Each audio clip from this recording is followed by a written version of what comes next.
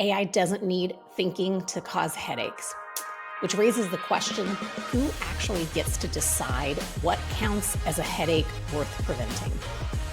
Two countries, same AI risks, opposite reactions. We're talking about South Korea and the United States. South Korea recently forced Alipay to delete an AI model that was trained on illegal data. It eliminated an entire system. You may also remember that South Korea banned DeepSeek after this privacy regulator found that data held by DeepSeek was stored on servers in China. South Korea's regulator is requiring explicit user consent, detailed records, and the ability to completely delete data if required by the regulator. In contrast, America is doing something else entirely. We have a new cybersecurity executive order this week, which you might be forgiven for missing given everything else in the news.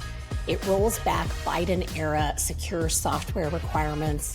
It also removes digital ID initiatives and post-quantum encryption mandates.